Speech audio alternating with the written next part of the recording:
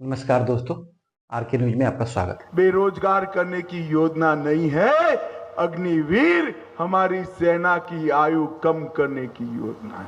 4 साल तक वहां काम कर 30 लाख का एफडी लेकर जब युवा आएगा, लाल जाजम बिठाकर उसको सीआरपीएफ, बीएसएफ, आईटीबीपी, एसएसबी और हरियाणा सरकार में नौकरी देने का काम भारतीय जनता पार्टी करेगी। भारतीय जनता पार्टी। भाइयों बहनों, मैं पूरे हरियाणा में घूम कर आ रहा हूं। माहौल देखा है मैंने। हरियाणा में भाजपा की सरकार बनने वाली है। हैट्रिक लगने वाली है। हैट्रिक लगने वाली है। कमल खिलने वाला है। हमारे कुछ प्रत्याशी इधर उधर निर्दल खड़े रहे हैं, उनकी चिंता मत करो। चुनाव के बाद हम ले लेंगे। वोट तो देना है, कमल के निशान पर वोट देना है। आपका वोट बिगाड़िएगा मत। मैं आपको कहता हूं, आपका वोट मत बिगाड़िएगा। राहुल बाबा अभी अमेरिका जाकर अंग्रेजी में बोलकर आए हैं कि हम आरक्षण समाप्त कर देंगे। मुझे बताओ भाई, एससी का, एसटी का, हमारे पिछड़े वर्ग का और जो सवर्ण वर्ग है उसके गरीबों का आरक्षण समाप्त करना है क्या? जोर से बोलो, करना है क्या? ये राहुल बाबा क्या कर रहा है अंग्रेजी में? वो मानते हैं कि हम अंग्रेजी में बोलेंगे तो हरियाणा वालों को समझ में नहीं आता। उनको मालूम नहीं, हम भाजपा वाला हिंदी कर बता देंगे हरियाणा वाले को। भाइयों बहनों, क्या कर रहे हैं कि विकास हो चुका है पिछड़ों का, ओबीसी का विकास हो चुका, दलितों का हो चुका, गरीब भारतीय जनता पार्टी का गारंटी है। भाइयों बहनों, अभी जम्मू कश्मीर में चुनाव चल रहा है। राहुल बाबा वहां पर जा रहे हैं और क्या कह रहे हैं? हम धारा 370 वापिस लाएंगे और कह रहे हैं कि ये जो तिरंगा फहर रहा है ना, इसके साथ साथ कश्मीर का अलग झंडा भी बनाएंगे। मुझे मन से बताना इंद्री वालों, एक कश्मीर है वो भारत का है या नहीं है? जोर से बोलो, है या नहीं है? 370 वापिस चाहते हो क्या? जोर से बोलो, चाहते हो क्या? अरे झंडा कैसे हो सकता है कश्मीर में दूसरा? राहुल बाबा, आपकी ताकत नहीं है। कश्मीर में फहरेगा तो मेरा प्राण से प्यारा तिरंगा फहरेगा और कुछ नहीं। भाइयों बहनों, एक कांग्रेस पार्टी तुष्टीकरण करने में पीछे मुड़कर नहीं देखती। पहले कांग्रेस की सरकारें आती थी, विकास होता था क्या? विकास नहीं होता था।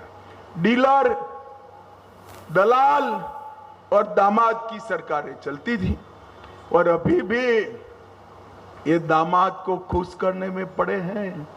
और भाइयों बहनों, इनकी सरकार आ गई तो अभी हमारे सीएम साहब ने बताया, कांग्रेस के प्रत्याशी कहने लगे हैं, पहले मेरा घर नया बनाऊंगा, फिर मेरे सपोर्टर का बनाऊंगा, फिर मेरी पार्टी वालों का बनाऊंगा। तो इंद्री वालों, आपका कब बनेगा बताओ भाई? इनका उद्देश्य हरियाणा के युवा को काम पर लगाना नहीं है, अपने दामाद का घर भरने का है, घर भरने का है। भाइयों बहनों, इनको गलती से भी घुसने मत देना। मोदी जी ने देश के 60 करोड़ गरीबों के घर में शौचालय भेजा, गैस का सिलेंडर भेजा, बिजली भेजी, 5 किलो अनाज मुफ्त भेजा, 5 तक का इलाज मुफ्त हो रहा है। और आप हमारे नायब सैनिक को फिर से मुख्यमंत्री बना दो, 5 की जगह 10 लाख का इलाज मुफ्त कराने का हम काम करेंगे। और भाइयों बहनों, इंद्री वालों, बड़े भोले हो आप। 10 लाख में ताली बजा दिए ना, बजा दिए ना। अब मैं बताता हूं, 10 लाख नहीं, घर में अगर 70 साल से बड़ा कोई बुजुर्ग है तो 10 की जगह 15 लाख तक का इलाज मुफ्त होगा। 15 लाख तक का। भाइयों बहनों, हमने तय किया है कि किसानों को जो 6,000 रुपया देते हैं उसको हम अब 6,000 की जगह 10,000 तक भेजने का काम करेंगे। ये माताएं बहनें यहां बैठी है, आप चिंता मत करो। गैस के सिलेंडर का दाम जो हो जाए, हरियाणा की माताओं बहनों को 500 रुपये में गैस का सिलेंडर हमेशा मिलेगा। इसके साथ साथ हरियाणा की हर माता बहनों को 2100 रुपये का चेक हमारे नरेंद्र मोदी जी भेजेंगे। नरेंद्र मोदी जी भेज हर महीना 2100 रुपये का चेक नरेंद्र मोदी जी भेजेंगे। और भाइयों बहनों, कांग्रेस विकास कैसे करेंगे? हमारे यहां कहावत है ना, एक अनार और 100 बीमार, खाए तो कौन खाए। अभी तो जीते ही नहीं है, चुनाव चल रहा है। अब हुड्डा साहब कहेंगे मैं मुख्यमंत्री बनूंगा, बेटा कहता है कि आप बूढ़े हो चुके हो, मैं बनूंगा। कुमारी शैलजा कह रही है मैं बनूंगा। शैलजा बहन, आपके तो सारे प्रत्याशी काट दिए, आपको कहां से मुख्यमंत्री बनाएंगे।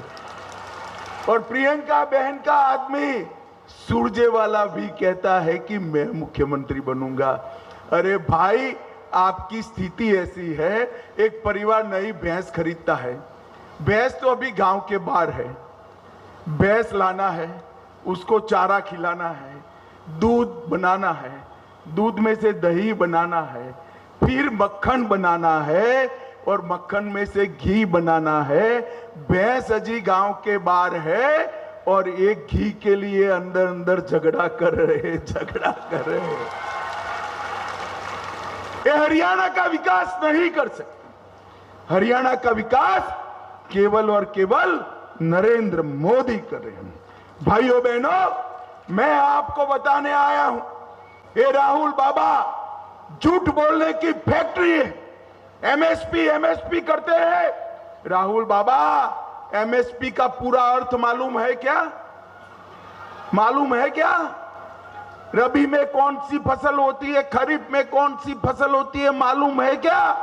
क्या एमएसपी करते हो? मैं बताने आया हूं, पूरे देश में कांग्रेस की कई राज्यों में सरकार है, एक भी राज्य 24 फसलों को एमएसपी पर नहीं खरीदता। हमारा नायब सिंह सैनी अकेला 24 फसलों को खरीदता।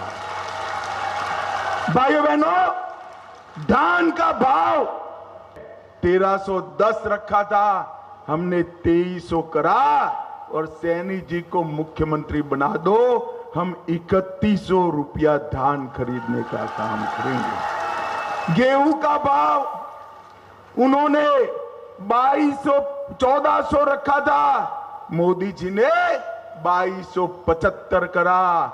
बाजरा 5600 रुपया करा और सरसों भी 5700 रुपये में खरीदने का काम ये भारतीय जनता पार्टी कर रही है। मैं हरियाणा में जहां जहां जा रहा हूं, अभी महेंद्रगढ़ से आया, मुझे बाजरा दिया। मैंने बोला बाजरा क्यों दिया भाई?